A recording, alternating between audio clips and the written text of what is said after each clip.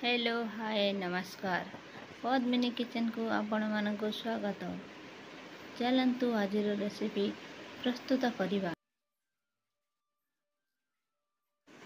किछि सजना शाग नहीं ताकू बाछि नौछि। सजना शागटी बहुत कलिया लगुछि। यही शाग पखाल भात रे खाइबा को बहुत टेस्टी लगे। पखाल भात खाइबा मात्रे कि शाग निहाती दरकार। एमिति भावरे ताकू बाछि नेबी। आजिर रेसिपी जदि आपण मानकु भल लागुछि ताले लाइक शेयर सब्सक्राइब निश्चय करंतु।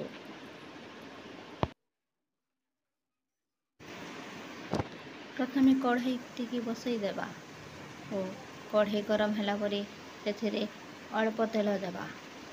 तेल गरम होला परे सेथिरे सोरिष देई देबा। फुटण करने को छाड़ी देबा।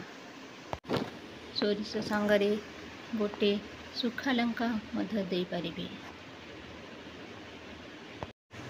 लंका और सोरिष फुटी सारला परे सेथिरे किछि कटा जाइथिबा पियाज को देई देबा।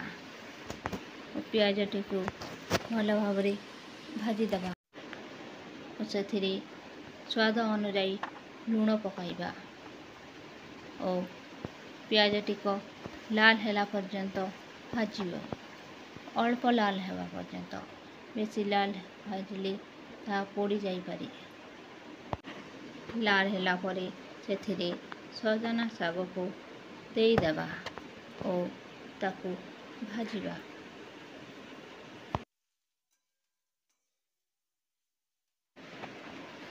शागटी सिझिला पर्यंत घांटुथिबे, नहेले शाग कड़ई रे लागी जिवो। शागटी सिझिला परे सेथिरे आपण जदि डाली रांधुचंती सेथिरे टिकी देई देबा। ता आहुरी नरम लागिवो। शागटी बहुत नरम लागिवो। आ जदि आपण रांधि नथांती ताहले सेमिति करि परिबे। सेमिति शाग भाजी पारिबे। देखंतु शागटी पूरा नरम हो गलानी। आउ शागटी केमती दिसुछि। एबे शाग प्रस्तुत हो गला। आउ देखिनियो शागटी केते नरम होइछि। खाइबा को बहुत ही भल लागिवो। एमिति भावरे निश्चय चेष्टा करंतु। देखिबे बहुत ही टेस्ट आसीबो। आज पाई एतिकी। काली पुणी आउ गोटे रेसिपी नहीं